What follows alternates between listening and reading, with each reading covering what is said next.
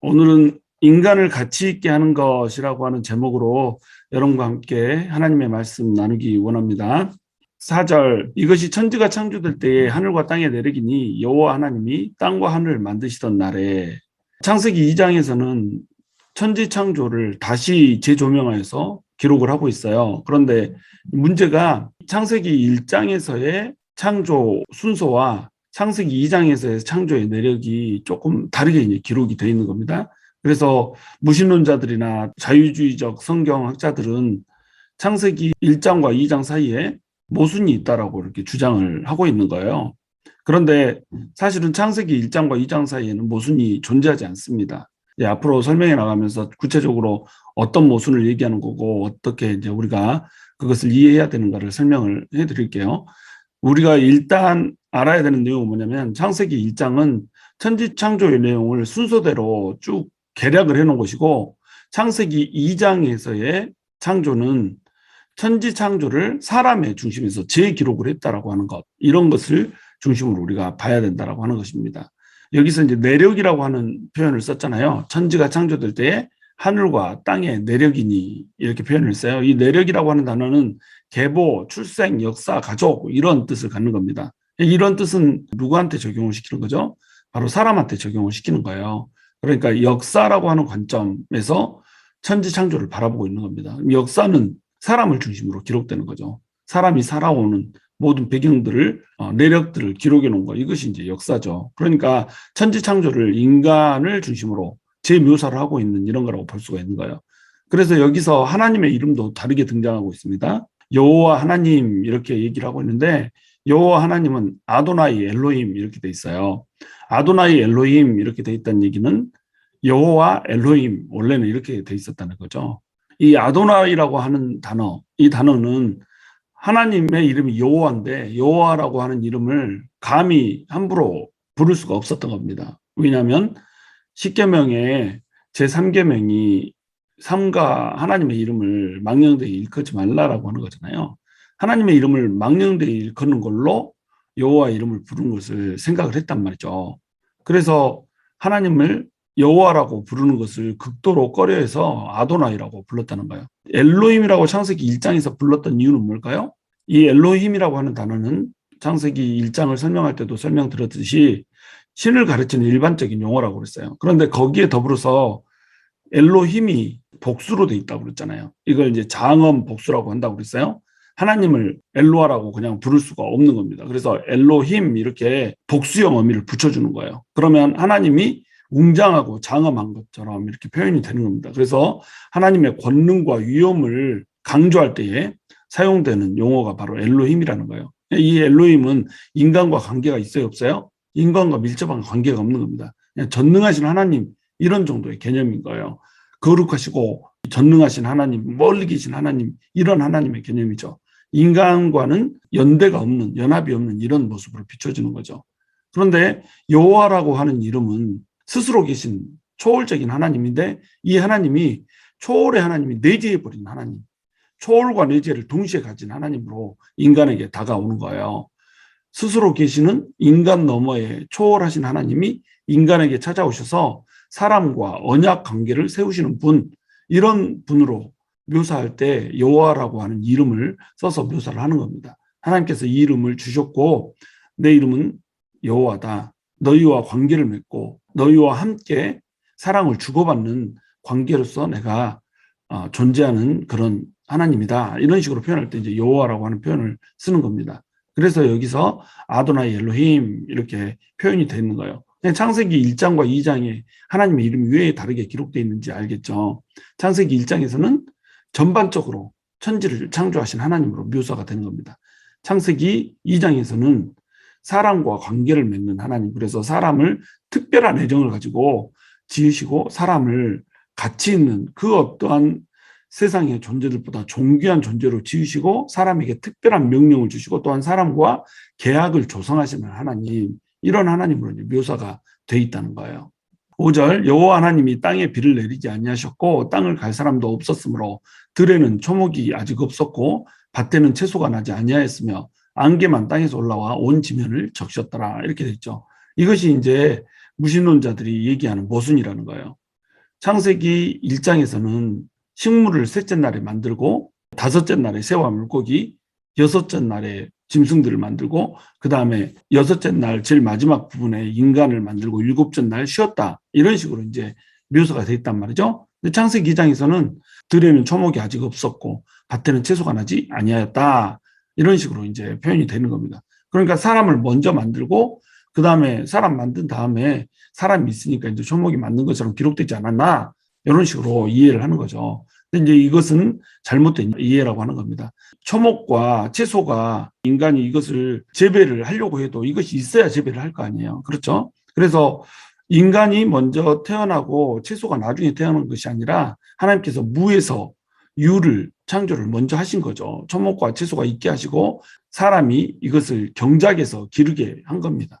땅을 갈 사람도 없으므로 태초의 인간도 땅을 갈았어야 됐던 거예요. 땅을 갈면 하나님께서 창조하신 초목과 채소가 사람이 경작하는 대로 나오게 이렇게 이제 만들어 놓으셨다는 거죠. 또 한 가지 이제 우리가 이해를 해야 되는 것은 뭐냐면 창세기 2장은 인간을 중심으로 기록이 돼 있잖아요. 세 번째 날에 초목과 채소들을 만드셨잖아요. 그런데 초목과 채소들을 만든 이 시점부터 짐승을 만든 시점까지의 이야기를 생략을 하고 있는 겁니다.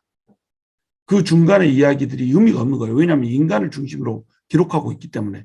그래서 아직 세상의 만물들을 땅에다가 채우기 이전의 상태의 지구를 묘사를 하고 있는 거죠. 들에는 초목이 아직 없었고 밭에는 채소가 아직 나지 않은 이런 상태, 안개만 땅에서 올라와 온 지면을 적시는 이런 상태를 얘기를 하는 겁니다. 이제 이 상태에서 초목을 만들고 채소를 만들고 물고기와 새를 만들고 짐승을 만드는 이 과정들을 통째로 생략한 채로 사람을 만들었다라고 이렇게 표현하면서 넘어가는 거예요. 왜? 사람이 중심이니까. 사람을 중심으로 다시 기록하고 있으니까 그렇다고 하는 거예요. 7절 여호와 하나님이 땅의 흙으로 사람을 지으시고 생기를 그 코에 불어넣으시니 사람이 생명이 되니라. 이렇게 돼 있죠. 하나님이 땅의 흙으로 사람을 지었다고 그래요. 이게 흙이라고 하는 이 단어가 아담아잖아요. 그래서 땅의 흙으로 사람을 지었으니까 그 사람 이름을 이제 아담이라고 짓는 건데 그렇다면 아담은 무엇으로 지어졌다는 거예요? 흙으로 지어졌다는 거죠. 이 흙이 찰흙, 진흙, 값진 흙을 의미하는 게 아니라 dirt를 의미한다고 그랬어요. 근데 이 흙으로 지어진 사람은 죽으면 흙이니까 흙으로 돌아가는 거잖아요. 흙에 무슨 가치가 있나요? 아무런 가치가 없죠. 사람은 가치 없는 존재라는 거예요. 그처럼 사람이 가치가 없다는 겁니다. 근데 이 사람이 생기를 하나님께서 포에다 불어넣으신다는 거예요. 생기를 불어넣는 순간에 이 흙이 뭐가 되는 거예요? 우리 안에 몸을 이루는 세포들이 되고 세포들이 모여서 또 장기가 되고 또 장기들이 뿜어내는 어떠한 단백질이 되고 호르몬이 되고 효소가 되고 막 이렇게 한단 말이에요. 어떤 과학자들은 장기들의 가격을 매겨요. 그리고 장기들이 뿜어내는 그런 인슐린이나 뭐 이런 효소 호르몬들의 가격을 매겨요. 그러면 인간의 가격이 꽤 높아진 겁니다. 매우 이렇게 인간의 가치가 높아지는 거죠. 근데 진정한 인간의 가치는 어디에서 와요? 돈에서 오는 것이 아니죠. 이 인간이 가격을 얼마나 매길 수 있는가 여기서 오는 게 아니고 생기가 하나님으로부터 불어넣어짐으로 말미암아서 사람이 영적인 존재가 됐고 인격적인 존재가 됐다라고 하는 것. 여기에서 이제 사람의 가치가 매겨지는 거예요. 사람의 가치라고 하는 것은 하나님께서 생기를 그 코에 불어넣으셔서 사람이 생명이 되게 됨으로 말미암아서 사람이 영원히 살 수 있는 존재, 영적인 존재가 돼버렸다는 겁니다. 그러니까 사람이 의미 있는 존재가 되고 가치 있는 존재가 됐다는 거예요. 하나님께서 하나님의 형상대로 흙으로 사람을 빚으시고 거기에 생기를 불어넣으셨죠. 그러면 흙으로 사람을 지으시는 이 단계까지는 사실은 하나님의 온전한 형상이라고 볼 수가 없는 거예요. 하나님의 형상을 담으셨다라고 하는 것은 어떻게 성취가 되냐면 하나님께서 생기를 그 코에 불어넣으셔서 생명이 되게 함으로써 이루어진다는 거죠. 그러니까 하나님이 사람을 영적인 존재로 만들고 인격적인 존재로 만들고 또한 관계적인 존재로 만들고 도덕적인 존재로 만들고 이렇게 했을 때 비로소 하나님의 형상을 이룬 존재가 된다는 겁니다. 아무런 가치가 없는 존재에서 하나님과 교제를 나누는 아름다운 가치가 있는 존재로 변화가 되는 거예요. 하나님의 손에 붙들리면 가치 있는 자가 되는 것이고 하나님의 손에서 붙들리지 아니하면 그냥 흙으로 남아있는 겁니다. 이게 하나님께서 사람을 흙으로 지으신 다음에 거기에 생기를 불어넣으신 이유거든요. 사람한테 이중적인 의미를 준 겁니다. 너는 흙이다. 그런데 너는 하나님과 교제하는 하나님의 형상이다. 라고 하는 이중 가치를 둔 거예요.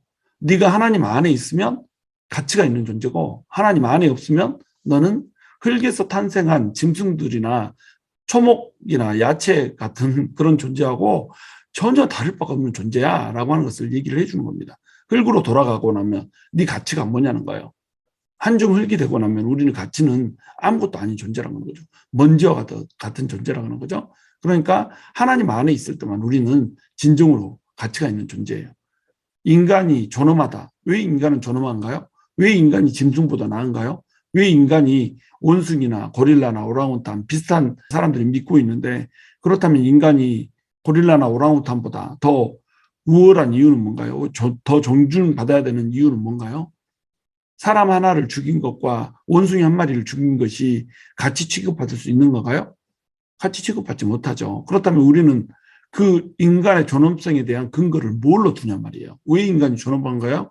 다른 동물보다도 더 도구를 만들어서 힘이 좋기 때문에 그런가요? 그렇지 않다는 거죠. 하나님으로부터 우리가 왔기 때문에 하나님의 손에 우리가 달린 존재이기 때문에 존재의 가치가 있는 존엄성을 갖는 존재가 된다는 겁니다. 그러니까 우리가 하나님을 더 많이 붙들고 하나님께 더 가까이 나가면 나갈수록 우리는 어떤 존재가 되는 거예요? 하나님을 닮은 존재, 더 가치 있는 존재, 더 영적인 존재, 거룩한 존재가 된다라고 하는 겁니다. 8절 여호와 하나님이 동방의 에덴의 동산을 창설하시고 그 지으신 사람을 거기 두시니라 이렇게 돼 있죠. 동방의 에덴의 동산을 창설하셨다고 그래요. 여기서 동방의 에덴 이렇게 돼 있죠. 왜 동방의 에덴이라고 했을까요? 바로 창세기를 기록하고 있는 기자의 입장에서 이제 동방이라는 겁니다. 강의 이름, 주변 지역, 또 그 땅에서 나오는 산물들 이런 것들을 봤을 때 에덴 동산은 메소포타미아 지역에 있었을 것이라고 추정이 되는 거예요. 가장 이제 많은 사람들이 추정하는 곳이 바로 어디냐면 지금의 이라크 지방이라고 추정을 하는 겁니다. 고대 바벨론 지역이라고 이제 추정을 하는 거죠. 여기에 있었을 것이다 추정을 하는 것이죠. 자, 그런데 이제 에덴이라고 하는 것은 무슨 뜻이냐면 기쁨이라고 하는 뜻이에요. 에덴은 기쁨이었어요. 하나님께서는 사람을 지으시고 에덴에다가 두시면서 기쁨을 주시기를 원했단 말이죠. 기쁨의 동산이죠. 하나님께서는 인간을 가장 가치 있는 존재로 가장 존귀한 존재로 지으시고 사람에게 기쁨을 주기를 원하셨어요. 기쁨은 어디에서 오는 걸까요? 하나님과의 교제 가운데서 하나님과 친밀하게 친구처럼 대면하고 함께 거닐면서 인간은 기쁨을 누릴 수 있는 존재라고 하는 겁니다. 태초의 인간은 에덴을 거닐면서 하나님과 함께 대화하고 하나님과 함께 교제하고 이런 것을 누릴 수 있는 그런 존재들이었어요. 그리고 에덴에는 각종 각양의 나무들을 다 심어놔서 그 실과들을 다 따먹을 수 있게 이렇게 만드셨잖아요. 그러니까 하나님께서는 인간에게 기쁨을 주기를 원하시는 분이라는 겁니다. 그런데 우리가 이 세상을 살다 보면 기쁨이 더 많은가요? 기쁨을 거의 누릴 수 없는 세상 가운데 우리가 살고 있죠. 가끔 터져오르는 기쁨 때문에 그 기쁨으로 이제 나머지 힘든 사람들을 이겨내는 이런 식으로 우리가 살아가고 있단 말이죠. 근데 하나님께서는 원래 인간에게 뭘 주신 분이에요? 기쁨을 주셨단 말이죠. 원래 인간을 두신 장소가 기쁨이라고 하는 장소예요. 여기서 이제 동산이라고 하는 표현도 마찬가지예요. 동산을 히브리어로는 간이라고 하는데 이게 까난이라고 하는 히브리어에서 왔어요. 까나는 보호하다, 울타리치다 이런 뜻이거든요. 그러니까 간은 뭐겠어요?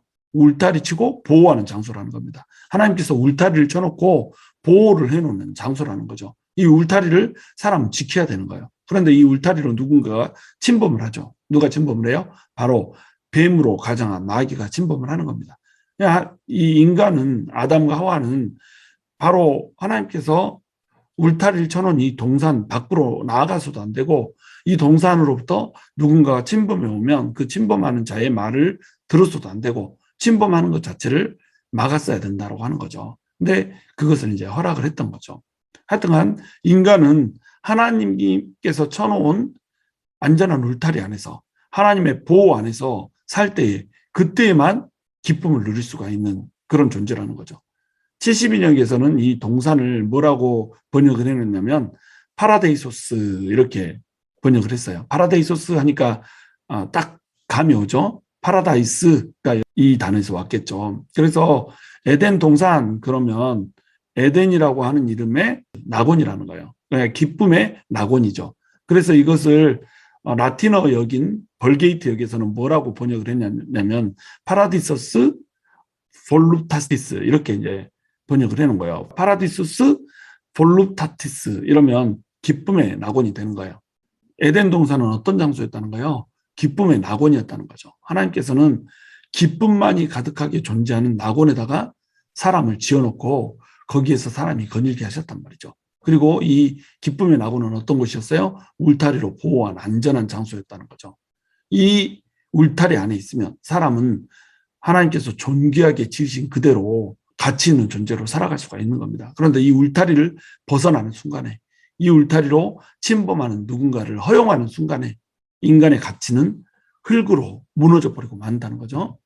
9절 여호와 하나님이 그 땅에서 보기에 아름답고 먹기에 좋은 나무가 나게 하시니 동산 가운데에는 생명나무와 선악을 알게 하는 나무도 있더라. 하나님께서 그 땅에서 보기에 아름답고 먹기에 좋은 나무가 나게 하셨단 말이에요.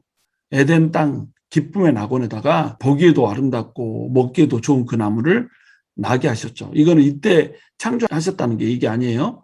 2장의 창조 기록은 사람을 중심으로 이제 기록되어 있다고 이렇게 얘기했잖아요. 에덴의 정원을 가꾸듯이 창세기 1장에서 창조했던 그 나무들이 나올 수 있게 이렇게 하나님께서 가드닝을 지금 하고 있는 거죠. 그래서 온갖 보기에 아름답고 먹기에 좋은 그런 나무들을 심어서 그것들을 인간이 따먹고 살게 이렇게 만들어 주신 겁니다. 그런데 하나님께서 동산 가운데에다가 나무 2개를 심어놨죠. 하나는 생명나무라고 하는 나무고 하나는 선악을 알게 하는 나무를 심어놓은 겁니다. 자, 생명나무라고 하는 것을 왜 심었을까요? 생명나무는 웨츠, 하임 이렇게 히브리어로 부릅니다. 웨츠는 나무란 뜻이에요. 그리고 하임 이게 이제 하가 들어가면 더 정관사예요. 하임이라고 하는 단어, 이게 하이라고 하는 단어는 생명이라는 뜻도 있지만 생기, 활력, 번영, 소생 뭐 이런 뜻을 갖는 겁니다. 인간은 원래 영적인 존재이기 때문에 영원히 살도록 지어져 있었어요. 이 생명나무를 먹지 않아도 영원히 살 수 있는 겁니다. 근데 이 생명나무를 따먹으면 어떻게 되냐면 보다 더 생기가 돌고 활력이 돌고 또 지친 몸들이 소생되고 더욱더 이제 번영하고 막 이런 식으로 되게 만들어진 나무가 뭐예요? 바로 생명나무라고 하는 거죠. 이 생명나무가 나중에는 예수 그리스도를 예표하는 것이다. 그래서 예수 그리스도의 살과 피를 먹는 자만이 생명을 얻을 수 있다라고 하는 것으로 이제 이어지게 되는 거죠. 그래서 칼빈은 이 생명나무를 생명의 근원이 하나님께 있음을 알게 해주는 성례전적인 의미를 지닌 나무다. 모든 생명의 근원, 나를 존재하게 하는 내 생명의 근원은 하나님으로부터 왔어라고 하는 것을 이걸 따먹으면서 하는 겁니다. 이름 자체가 웨츠 하임이잖아요. 생명의 나무 실과를 딱 먹으면서 우리는 뭘 느낄 수가 있어요? 내 생명은 하나님이 주셨구나라고 하는 것을 알 수가 있던 겁니다. 그러니까 에덴의 동산을, 기쁨의 동산을 벗어나지 말아야지. 이 기쁨의 낙원 가운데서 하나님과 교제하면서 계속 살아야지라고 하는 의지를 다지게 해주고 그것을 기념하게 해주고 또 하나님을 기억하게 해주는 그런 역할을 하는 것이 바로 뭐였냐면 생명나무였다는 거죠. 그래서 이제 성례전적 의미를 지닌 나무다 이렇게 칼빈은 표현을 했던 겁니다. 그리고 이제 선악을 알게 하는 나무, 이 나무는 왜 필요 있을까요? 많은 사람들이 이제 이런 질문을 하죠. 하나님께서 선악과를 이미 따먹을 걸 아셨으면서 선악과를 왜 심으셨을까? 선악과를 심으신 이유가 뭐냐면 하나님께서 인간을 자유의지를 가진 존재로 만들어 주신 거예요. 하나님께서 선악을 알게 하는 나무를 심고 이것을 따먹지 못하게 하잖아요. 이것을 먹으면 정령 죽으리라 이렇게 말씀하신단 말이죠. 그러면 선악을 알게 하는 나무를 따먹지 말라고 했기 때문에 이것을 안 따먹는 행위를 통해서 사람은 내가 피조물이고 하나님이 나를 만드신 창조주이십니다 라고 하는 것을 고백하는 자리가 되는 거예요. 사람을 만드신 목적이 하나님을 사랑하게 하고 또 하나님께서 사람을 사랑하고 이렇게 해서 사랑을 나누는 관계 이것을 유지하기 위해서 만들었다라고 한다면 선악을 알게 하는 나무는 어떤 역할을 하냐면 그것을 인정하게 하고 고백하게 하는 역할을 하는 겁니다. 그러니까 자기 자유의지를 발동해서 하나님 내가 당신의 피조물이고 나는 당신 때문에 존재하는 자고 당신을 위해서 존재하는 자고 당신과 사랑을 나누기 위해서 존재하는 자입니다. 당신 말고는 그 어떤 말도 듣지 않고 당신만을 기억하면서 그렇게 살아가는 존재가 되기를 원합니다. 라고 하는 고백을 드리는 나무였단 말이죠. 그러니까 이 선악과는 반드시 필요한 나무였다는 거죠. 선악과가 존재한다라고 하는 이것을 통해서 사람은 고등해지는 겁니다. 자기 스스로 판단할 수 있는 존재가 되고 자기 스스로 결정할 수 있는 존재가 되는 거예요. 그런데 선악을 알게 하는 나무라고 그랬잖아요. 이것을 먹고 나니까 벌거벗은 것을 서로가 알게 되어서 숨게 되고 막 이런 일이 벌어지잖아요. 그러니까 사람들이 욕을 보고 오해를 해가지고 먹고 나니까 선악을 알게 된 거 맞잖아요. 벗은 게 악이라는 것을 알게 됐잖아요. 이런 식으로 이제 표현하는 겁니다. 그걸 그렇게 이해하면 안 되는 거예요. 자, 둘이 아담과 하와가 있어요. 둘이 뭐 이미 다 볼 거, 못 볼 거 다 봤잖아요. 그리고 둘이가 부부잖아요. 그런데 둘이 숨을 이유가 없죠. 부끄러울 것이 없다는 겁니다. 두 사람 사이에. 그러니까 부끄러움을 알고 모르고 이것이 선악을 알게 하는 나무가 아니라는 거예요. 이 선악과를 따먹고 난 후에 선악을 아는 일에 우리와 같이 됐다. 이렇게 표현한단 말이죠. 그러니까 더욱더 오해를 하는 거예요. 하나님처럼 되어서 선악을 알게 돼버렸다. 이렇게 이제 오해를 하는 겁니다. 그래서 마귀가 했던 말이 맞다. 이렇게 얘기하는 거예요. 마귀가 뭐라고 표현하죠? 유혹할 때 하나님처럼 되어서 모든 것을 알게 된다라고 이렇게 얘기를 한 겁니다. 그 말 그대로 우리와 하나같이 돼서 선악을 알게 돼버렸다. 이렇게 됐지 않았냐. 이렇게 이해한다는 거예요. 근데 그 말은 그 뜻이 아니고 하나님이 선악을 결정하는 거예요. 어떤 것이 선하고 어떤 것이 악한지는 하나님이 결정하는 겁니다. 그런데 선악을 아는 일에 우리와 같이 돼버렸다. 이 말은 뭐냐면 인간이 자기 스스로 결정하는 존재가 돼버렸다는 거예요. 선인지 악인지를 자기가 판단하고 자기가 결정하는 것이 돼버렸다는 겁니다. 그 자체가 악이 돼버린 거죠. 사람이 죄인이 되어가지고 선과 악은 사람이 판정하는 것이 아니고 하나님이 판단하는 것인데 자기가 결정하고 자기가 판단하는 존재가 돼버렸단 말이에요.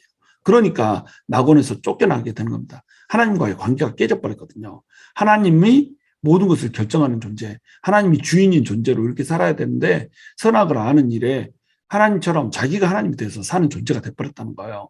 그러니까 낙원을 빼앗겨버리고 낙원을 잃어버린 겁니다.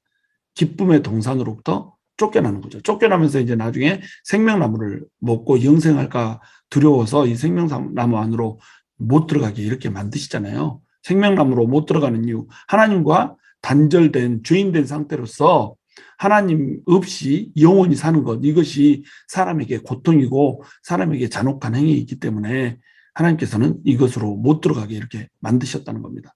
이제 말씀 정리합니다. 사람이 흙으로부터 왔어요. 사람은 가치가 없는 존재예요. 흙과 같은 존재고 먼지와 같은 존재죠. 근데 사람을 가치 있게 하는 것은 뭐죠? 바로 하나님이 그 손길을 사람에게 주었을 때, 그 숨결을 사람에게 주었을 때, 이때 가치 있는 존재가 되는 겁니다. 하나님의 손에 붙들렸을 때, 하나님의 동산, 기쁨의 낙원에 존재할 때 사람은 가치 있는 존재가 되는 거예요. 그 동산으로부터 벗어나거나 그 동산에 누군가를 침범하게 만들면 사람의 가치는 허물어지는 겁니다. 그래서 흙과 같은 존재가 돼버리는 거예요. 그러므로 우리는 우리 앞에 놓여 있는 선악과를 범하면 안 돼요. 선악과를 범하게 하는 것, 울타리를 누군가가 침범해서 범하게 하잖아요.